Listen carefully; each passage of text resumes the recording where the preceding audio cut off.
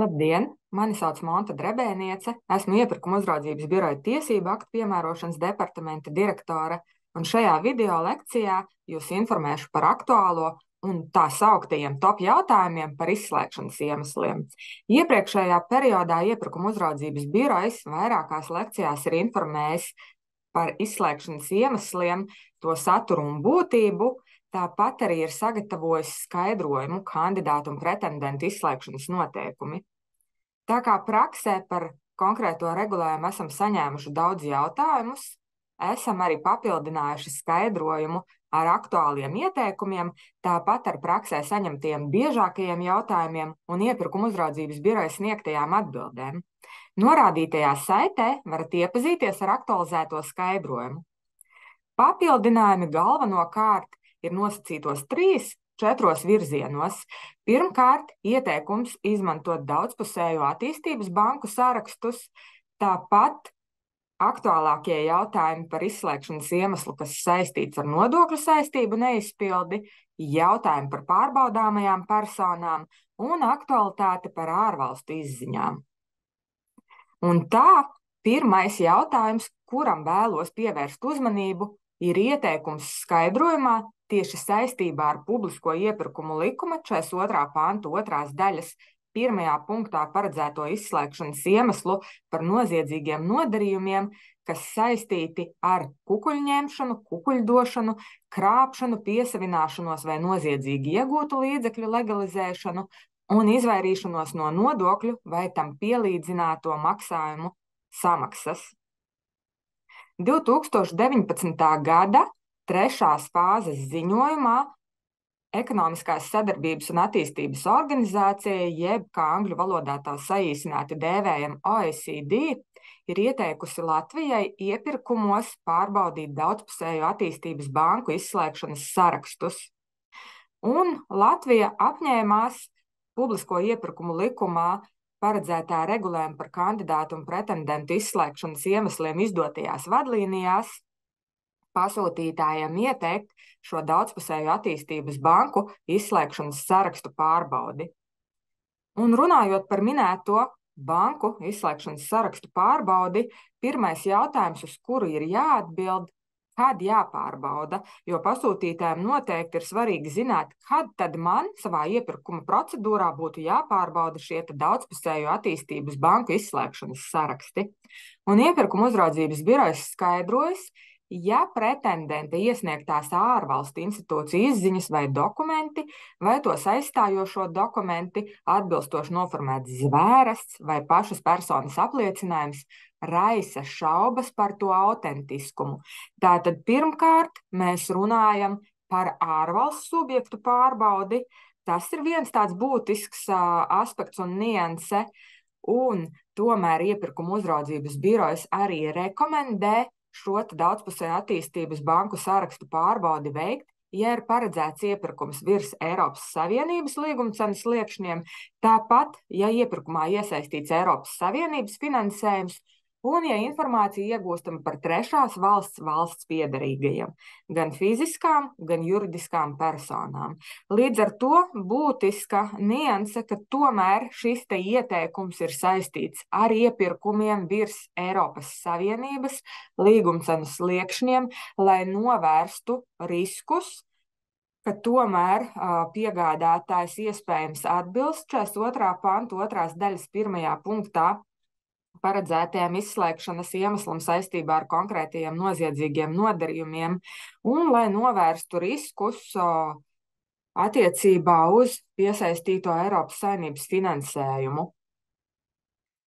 Līdz ar to tā būtiskā nianse, ka pasūtītājiem ir jāvērtē un jāsaprot, ka visdrīzāk tā sauktajā mazajā iepirkumā vai iepirkums, kas rīkots saskaņā ar publisko iepirkumu likuma 9. pantu, šī pārbaude visdrīzāk nebūs attiecināma, jo tā sauktajos mazajos iepirkumos parasti piedalās arī Latvijas uzņēmēji, tātad vietējie subjekti, ne ārvalstu subjekti.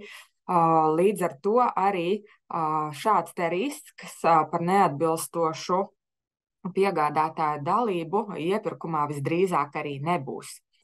Un nākamais jautājums, kad esam atbildējuši uz jautājumu, kad būtu jāpārbauda un kad būtu rekomendējams pārbaudīt šos te daudzpusēju attīstības banku izslēgšanas sarakstu, ir jautājums, uz kuru jāatbild, un tas jautājums ir, kur tad pārbaudīt, kas ir šie saraksti.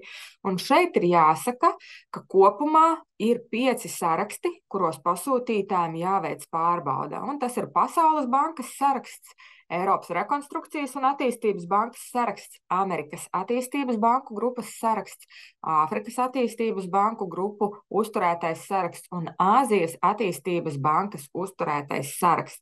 Tātad 5 šīs daudzpusējās attīstības bankas, kuru sarakstos būtu jāpārbauda, vai kādā no tiem nav iekļauts konkrētais piegādātājs, piemēram, par kura iesniegto ārvalsts izziņu pasūtītājiem ir radušās šaubas tās autentiskuma kontekstā, vai, piemēram, ja piegādātājs ir trešās valsts valstspiedrīgais.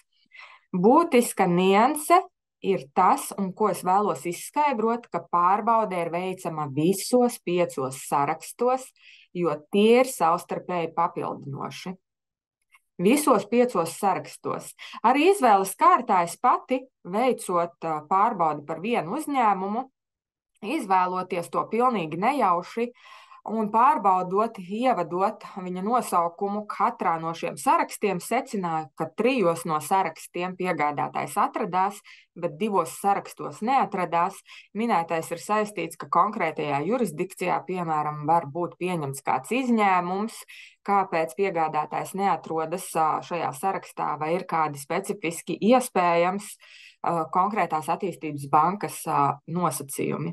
Līdz ar to ieteikums un nosacījums ir, ka pārbaude veicama visos 5 sarakstos, jo tie ir savstarpēji papildinoši.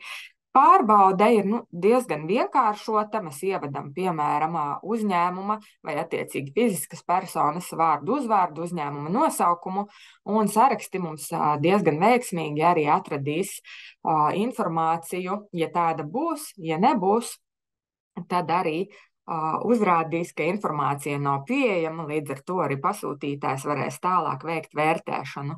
Un ko tad darīt? Nākamais jautājums, uz kuru ir jāatbild, ko darīt, ja pasūtītājs kādā no šiem sarakstiem, veicot pārbaudi, konstatēs ierakstu par piegādātāju vai par personu. Un ja pasūtītājs jebkurā no sarakstiem konstatē ierakstu par personu, tad jāpievērš vērība, par kādu pārkāpumu persona iekļauta sarakstā, īpaši, ja tā ietver kukuļošanu vai krāpšanu. Nākamā būtiskā nianse, kurai vēlos pievērst uzmanību, pirmkārt ir tā, ka pārbaude šajos daudzpusēju attīstības banku izslēgšanas sarakstos ir papildu instruments, lai pasūtītājs pārliecinātos par personas atbilstību vai neatbilstību izslēgšanas iemesliem. Un ieraksts minēto banku sarakstos pats par sevi nav pietiekams pamats piegādātāja izslēgšanai. Un kāpēc tas tā ir? Jo izslēgšanas pamats saskaņā ar 42. pantu 2. daļas 1. punktā paredzēto izslēgšanas iemeslu ir prokurora priekšraksts par sodu vai tiesas spriedums, kas stājies spēkā un kļuvis neapstrīdams un nepārsūdzams. Līdz ar to pasūtītājam pirms piegādātāja izslēgšanas ir jāgūst pārliecība par tāda esību. Pasūtītājs varētu vērsties ar papildu informāciju pirmkārt jau pie paša piegādātāja, attiecīgi arī konkrētajā valstī, vai lūgt papildu informāciju konkrētajai daudzpusēji attīstības bankai. Tātad primāri ir noskaidrojama informācija un noskaidrojums tas, par kādu tad pārkāpumu persona iekļauta sarakstā. Un apstiprinoties informācijai, pasūtītājs ir tiesīgs piegādātāju izslēgt saskaņā ar publisko iepirkumu likuma 42. panta 2. daļas 1. punktā paredzēto izslēgšanas iemeslu. Būtiski arī ņemt vērā nākamo niansi, kas saistībā ar 42. panta 2. daļas 1. punktā konstatēto izslēgšanas iemeslu piegādātājam saskaņā ar publisko iepirkumu likuma 43. pantu ir tiesības veikt pasākumus uzticamības nodrošināšanai. Un tā tas būtu arī šajā gadījumā. Tāpat arī jāievēro noteikumi par noilgumu. Kad esam apskatījuši jautājumu par daudzpusēju attīstības banku sarakstu pārbaudi, ko rekomendē OECD savā 2019. gada 3. fāzes ziņojumā, un esam secinājuši, ka pirmkārt jau primāri šī pārbaude attieksies uz ārvalstu subjektiem, ja pasūtītājiem būs radušās šaubas par tā iesniegto izziņu autentiskumu, vai arī to, ka rekomendējama šī pārbaude ir tieši iepirkumos, kuru paredzamā līguma cena sasniedz šo te Eiropas Savienības līguma cenas slieksni, ir jāpievērš jautājumu blokam par to, kādi tad vēl ir biežākie jautājumi kandidātu un pretendentu izslēgšanas iemeslu kontekstā. Un nākamais jautājumu bloks, kuru mēs apskatīsim, un kurš arī ir iekļauts un atspoguļots biežāko jautājumu ietvarā šajā skaidrojumā kandidātu un pretendentu izslēgšanas iemesli, ir jautājumu bloks par neizpildītām saistībām nodokļu jomā. Un minētais izslēgšanas iemesls ir regulēts publisko iepirkumu likuma 42. panta 2. daļas 2. punktā. Un vēlreiz akcentējot, vēlos vērst uzmanību biežākajam jautājumam, ko tik tiešām saņemam vēl joprojām, vai pretendents jāizslēdz, ja konstatējams, ka tam nav nodokļu parāda, bet nav iesniegta nodokļu deklarācija un attiecīgā informācija ir publiski pieejama. Un atbildot uz šo jautājumu, vēlos akcentēt, ka izslēgšanas iemesls Latvijas subjektam tiks piemērots, ja iestāsies jebkurš vai arī abi kopā no likumā par nodokļiem un nodevām minētajiem gadījumiem. Neiesniegta nodokļu deklarācija un informācija par šo faktu ir publiski pieejama, vai nodokļu parāds pārsniegs 150 eiro.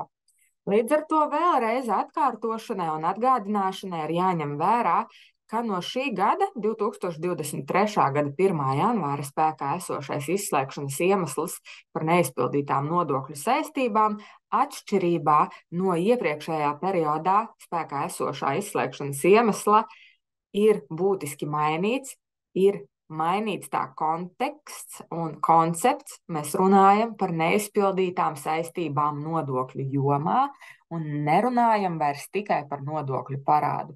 Līdz ar to vēlreiz izslēgšanas iemesls iestāsies arī tad, ja nebūs nodokļu parāda, bet būs neiesniegta nodokļu deklarācija un informācija par šo faktu ir publiski pieejama.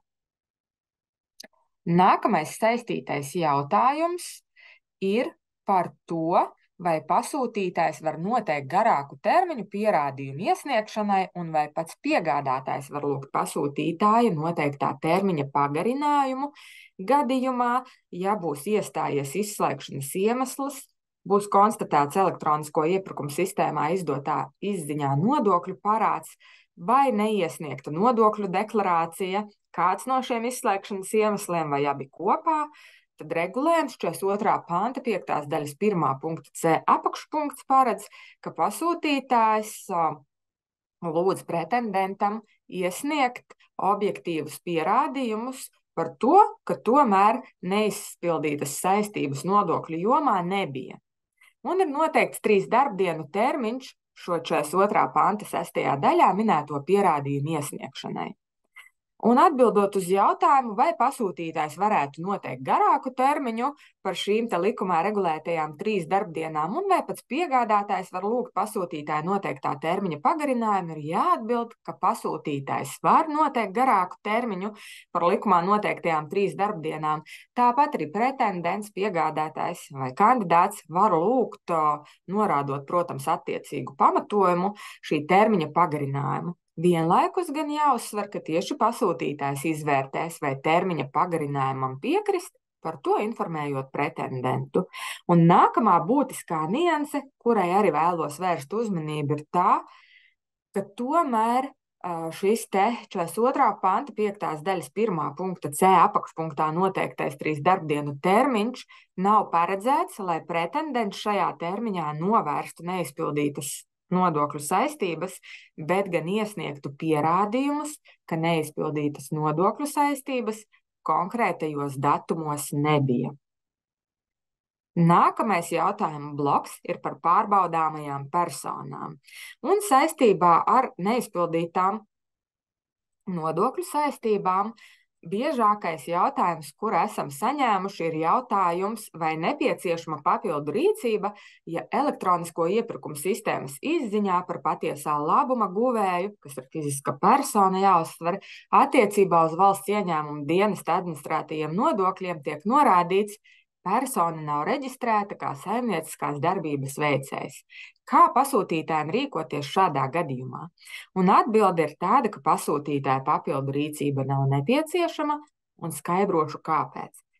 Ja elektronisko iepirkumu sistēmā izdotajā izziņā par patiesā labuma guvēju attiecībā uz valsts ieņēmumu dienesta administrētajiem nodokļiem tiek norādīts, persona nav reģistrēta kā saimnieciskās darbības veicējs, ir jāņem vērā likumā paredzētā schēma pārbaudē. Tātad atbilstoši 42. pantā noteiktajai kārtībai par Latvijā reģistrēta vai pastāvīgi dzīvojušu pretendenta patiesā labuma guvēju, pasūtītājs ņem vērā informāciju, kas ievietota elektronisko iepirkumu sistēmā. Savukārt elektroniskā iepirkuma sistēma informāciju izgūst no valsts ieņēmuma dienesta publiskās nodokļu parādnieku datubāzes. Savukārt minētajā datubāzē un elektronisko iepirkumu sistēmā izdotajā izziņā attiecīgi, jo šī izziņa paņem datus no šīs vidu publiskās nodokļu parādnieku datubāzes, atbilstoši likuma par nodokļiem un nodevām 22. pantam, informācija par parādiem tiek atspoguļota tikai par fiziskām personām, kuras ir saimnieciskās darbības veicēji. Līdz ar to, ja patiesais labuma guvējs nebūs saimnieciskās darbības veicējs, attiecībā uz valsts ieņēmuma dienesta administrētajiem nodokļiem informācija par nodokļu parādiem arī netiks uzrādīta, jo persona nav reģistrēta kā saimnieciskās darbības veicējs. Nākamais saistītais jautājums un biežākais jautājums ir par ārvalstu subjektu pārbaudi, jo atgādināšanai varu arī atgādināt, ka izslēgšanas iemeslu regulējums nodokļu saistību kontekstā ir mainījies tajā aspektā, ka ar jauno gadu, ar 2023. gada 1. janvāri sludinātajos iepirkumos, mums ir jāpārbauda arī tas, vai ārvalstu subjektam nav neizpildītu valsts ieņēmuma dienesta administrēto šo nodokļu saistību arī Latvijā. Un pasūtītājs šo informāciju var iegūt, ievadot attiecīgās ārvalsts personas, ārvalsts subjekta, valsts ieņēmuma dienesta nodokļa maksātāja reģistrācijas numuru, ko pasūtītājs var pieprasīt pašam piegādātājam, piemēram, uzrādīt jau pieteikumā vai piedāvājumā vai vērtēšanas gaitā pieprasīt. Un kā tad rīkoties, ja nav šāda numura un persona norāda, man šāda numura nav, man nav ko uzrādīt? Un atbilde ir vienkārša, ja ārvalsts subjektam nav piešķirt šāds numurs, tam nav jāpārbauda neizpildītas nodokļu saistības Latvijā, jo uzskatāms, ka saimniecisko darbību Latvijā tas nav veicis. Nākamie aktuālie jautājumi par pārbaudāmajām personām ir saistīti ar pārbaudāmo personu, kura regulēta 42. panta 3. daļas 4. punktā, persona, kurā kandidātā vai pretendentā ir izšķirošā ietekme uz līdzdalības pamata saskaņā ar koncernu tiesību regulējumu. Lūk, un jautājumi, ko biežāk esam saņēmuši, ir jautājums pirmkārt jau, kā rīkoties, ja pēc uzņēmuma reģistra datiem konstatējama persona, kurai pretendentā varētu būt izšķirošā ietekme, bet pretendents sniedz informāciju, ka tādas nav. Un šeit atgādināšanai arī jāvērš uzmanība, kā regulējums 42. pāns paredz, ka gan par Latvijas subjektu, gan arī par ārvalstu subjektu pasūtītājs noskaidro informāciju par to, kas ir šī persona, kurā kandidātā vai pretendentā ir izšķirošā ietekme, no paša pretendenta vai kandidāta. Jo arī Latvijas subjektam, diemžēl, informācija elektronisko iepirkumu sistēmā izgūstamajā izziņā neuzrādīsies, jo ne visos gadījumos personai ir jāpaziņo uzņēmumu reģistram par šīm te personām. Līdz ar to arī likumā ir paredzēts, ka pasūtītājs par Latvijas subjektu pieprasa informāciju no paša pretendenta. Ja? Tātad pretendentam pieprasam, lūdzam vai nu piedāvājumā uzrādīt, vai pēc tam vērtēšanas gaitā to, kas tad pretendent ir persona, kurā ir izšķirošā ietekme. Un nereti ir tā, ka paši pretendenti vai kandidāti neizprot šo jautājumu, gluži vienkārši viņi nepārzina šo te koncernu likumu, piemēram, regulējumu. Un pretrunīgas informācijas gadījumos, piemēram, ja pasūtītājs uzņēmuma reģistrā pats pārbauda vai pārbauda kādā citā publiskā datubāzē un secina, ka tomēr ir konstatējams, ka SIA X ir dalībnieks SIA XX1, kurš ir 50,9% kapitāla daļu turētājs. Un šādas informācijas ietvaros, kad pats pretendents jums norāda, ka nav šīs personas ar izšķirošo ietekmi, tajā pašā laikā uzņēmuma reģistra datos mēs secinām, ka tur ir uzrādīts, ka SIA X Latvijas subjektam ir dalībnieks SIA XX1, kuram ir 50,9% kapitāla daļu. Mēs lūgsim pretendentam papildu skaidrojumu. Tātad iepirkuma uzraudzības birojas vadlīnijās skaidro, ka pretrunīgas informācijas gadījumos ir jālūdz pretendentam papildu skaidrojums. Un minētais ir saistīts arī ar publisko iepirkumu likuma 41. panta 4. daļu, ja pasūtītājs informāciju konstatē datubāzēs, pretendentam ir tiesības iesniegt informāciju par šo faktu. Līdz ar to tātad lūgsim informāciju, nevis noraidīsim piegādātāju, ja nevarēsim izsacināt šo te atbilstību, ja piegādātājs norādīs, ka nav personas ar izšķirošo ietekmi, bet uzņēmuma reģistra datos mēs konstatēsim šādu personu. Nu, lūk, un nākamais jautājums, arī kam vēlos pievērst uzmanību šī jautājuma par personu, kurai ir izšķirošā ietekme, ir jautājums par to, vai persona, kurai ir izšķirošā ietekme, var būt tikai pretendentiem, kas ir akciju sabiedrības vai sabiedrības ar ierobežotu atbildību. Un atbilde ir tāda, ka publisko iepirkumu likums interpretējams sistēmiski ar koncernu likuma tiesību normām, līdz ar to publisko iepirkumu likuma 2. panta 3. daļas 4. punkts būs piemērojams tikai pretendentiem un kandidātiem, kuri ir akciju sabiedrības vai sabiedrības ar ierobežotu atbildību, un nebūs attiecināms uz pretendentiem vai kandidātiem, kas, piemēram, ir biedrības. Pārbaudāmo personu sakarā arī aktuāli jautājumi ir par jēdzieniem mātes sabiedrība, meitas sabiedrība, galvenais uzņēmums, filiāle, kuram ir jāveic pārbaude. Un, lai atbildētu uz šo jautājumu, ir jānošķir jēdzieni un gadījumi. 2 gadījumi. Pirmais, kad pretendents ir filiāle, un otrais gadījums, kad pretendents ir meitas uzņēmums, piemēram, sabiedrība ar ierobežotu atbildību.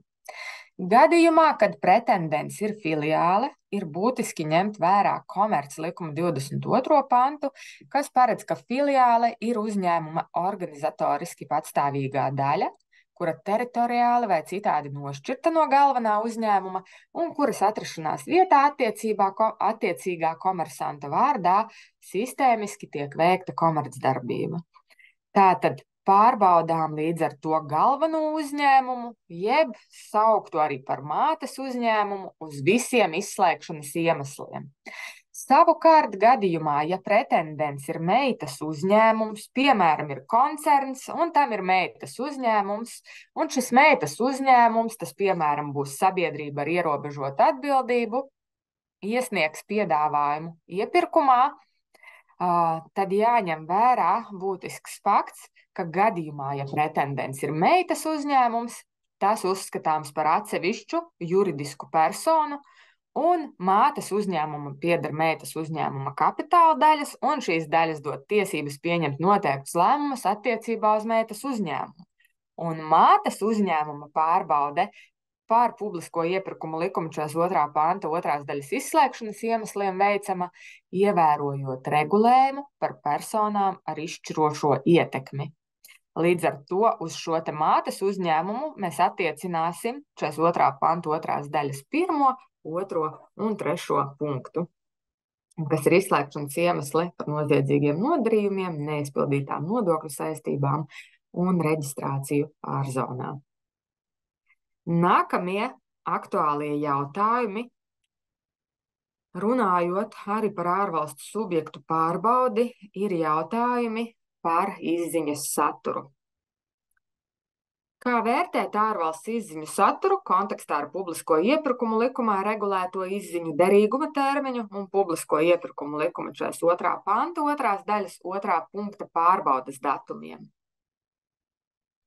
Šeit būtiski pirms atbildēt uz šo jautājumu ir palūkoties uz pašu izslēgšanas iemeslu 42. panta 2. daļas 2. punktu, kurš nosaka,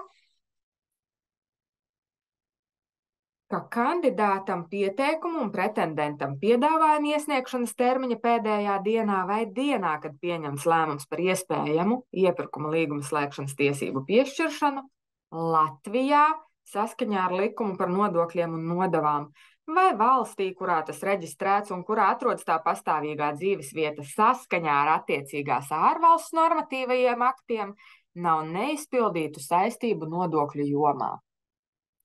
Savukārt publisko iepirkumu likuma 41. panta 3. daļa nosaka, ka ārvalsts institūciju izziņas pasūtītājs atzīst un pieņem, ja tās izdotas neagrāk kā 6 mēnešus pirms iesniegšanas dienas. Tātad izziņa derīga no tās izsniegšanas brīža 6 mēnešus uz priekšu, ja vien izziņā nav noteikts īsāks derīguma termiņš.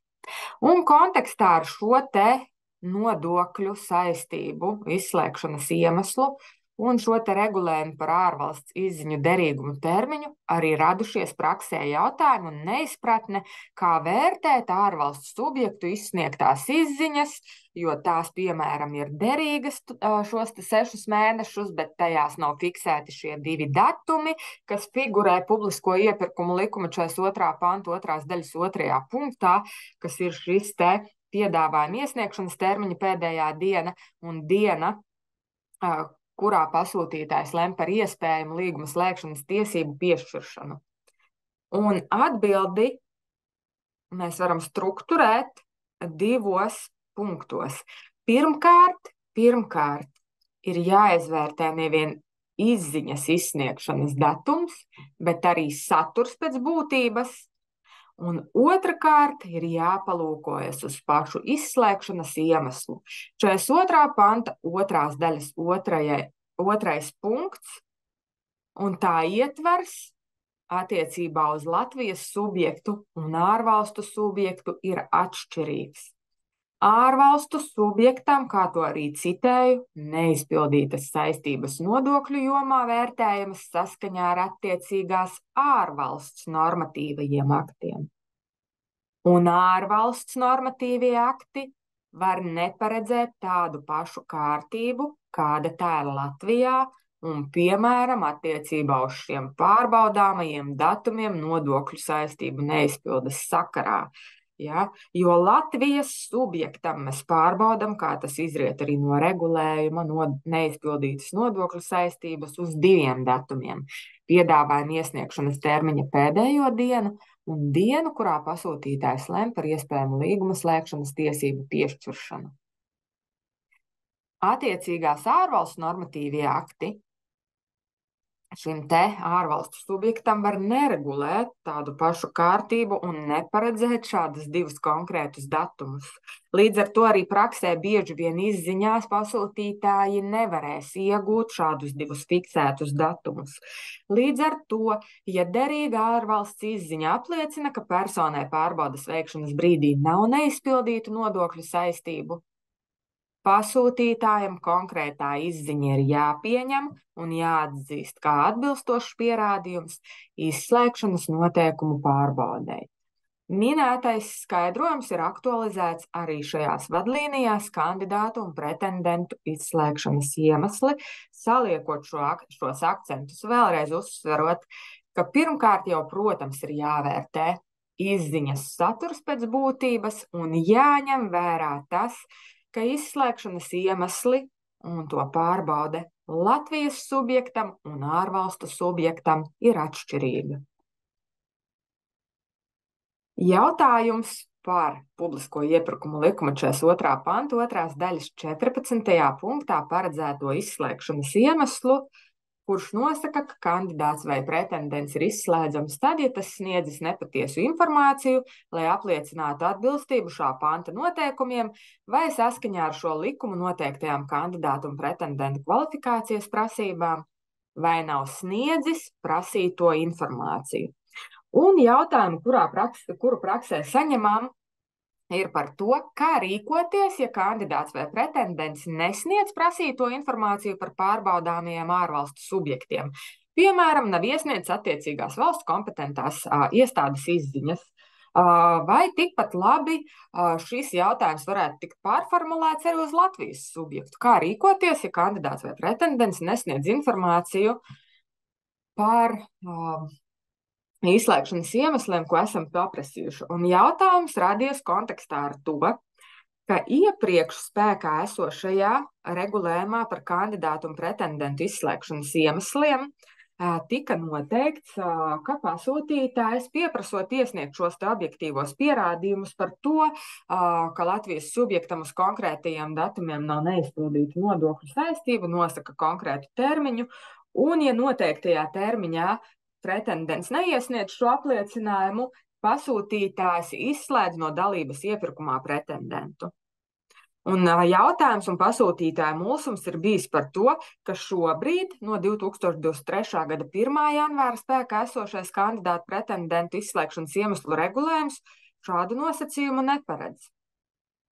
Bet šeit mēs maldāmies, jo ir šis 42. panta 2. daļas 14. punktā paredzētais izslēgšanas iemesls, un ja kandidāts vai pretendents nesniegs prasīto informāciju, piemēram, par pārvaldāmajiem ārvalstu subjektiem, pretendents izslēdzams atbilstoši šim te izslēgšanas iemeslam, 42. panta 2. daļas 14. punktam par prasītās informācijas neiesniegšanu. Būtiski jautājumi ir saistīti arī ar izslēgšanas iemeslu pārbaudi līguma izpildes posmā apakšuzņēmēju nomaiņas kontekstā. Un šeit ir jāpalūkojas uz regulējumu. Publisko iepirkumu likuma 62. panta 3. daļas 3. punkts nosaka, ka pasūtītājs nepiekrīt piedāvājumā norādītā apakšuzņēmēja nomaiņai, ja piedāvātais apakšuzņēmējs, kura veicamo būvdarbu vai sniedzamo pakalpojumu vērtība ir vismaz 10 000 eiro, atbilst šā likuma 42. panta 2. daļā minētajiem pretendentu izslēgšanas iemesliem.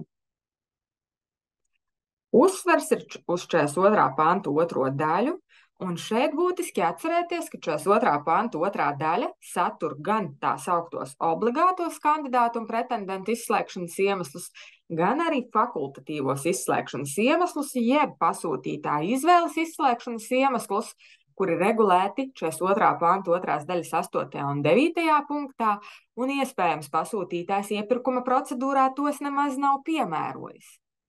Tomēr mēs redzam, ka 62. panta 3. daļas 3. punkts veido atsauci uz visu publisko iepirkumu likumu 42. pantu 2. daļu.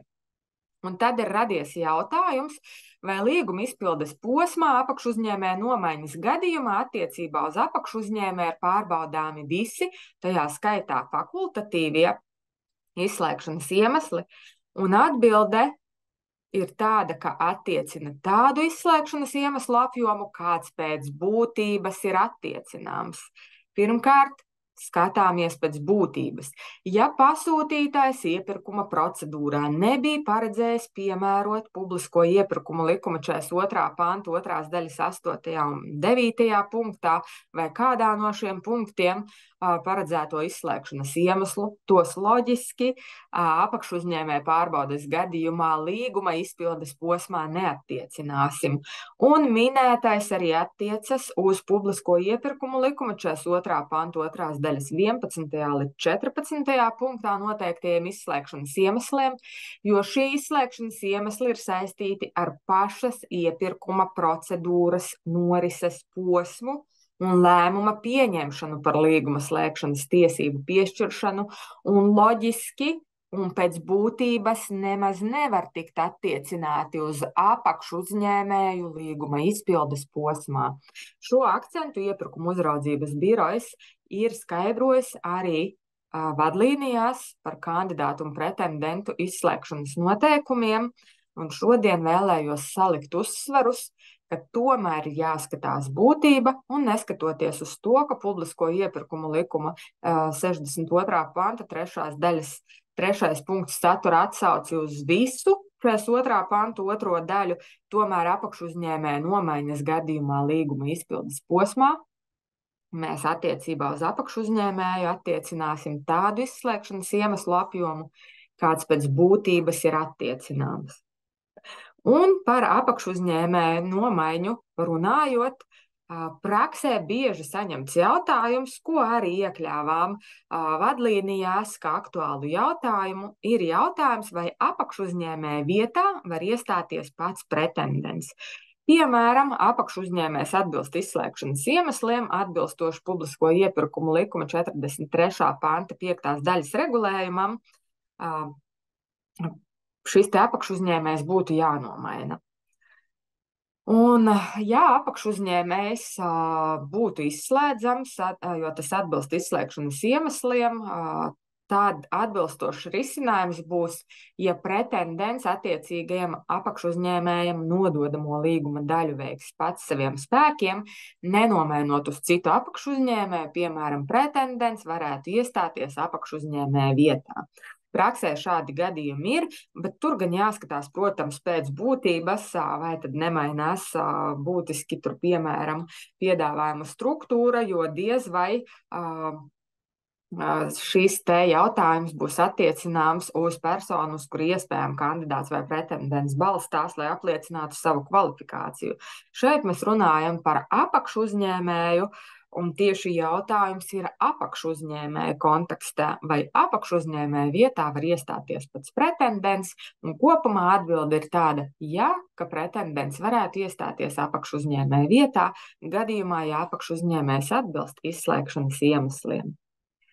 Īsumā jūs informēju šajā lekcijā saliekot akcentus tiem jautājumiem, kuri ir aktualizēti skaidrojumā par kandidātu un pretendentu izslēgšanas noteikumiem. Skaidrojumā ir aktualitātes arī vairākos citos aspektos, vērstas dažādas nianses un salikti tā sauktie punkti uz i, līdz ar to primāri aicinu arī iepazīties ar iepirkuma uzraudzības biroja aktualizēto skaidrojumu.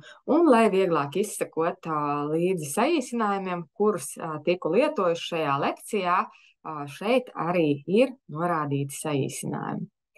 Paldies par uzmanību! Iepirkuma uzraudzības birojas aicina arī noteikti lūkoties iepirkuma ceļvedī, kurā cenšamies aktualizēt skaidrojumus par publisko iepirkumu regulējumu piemērošanu. Paldies!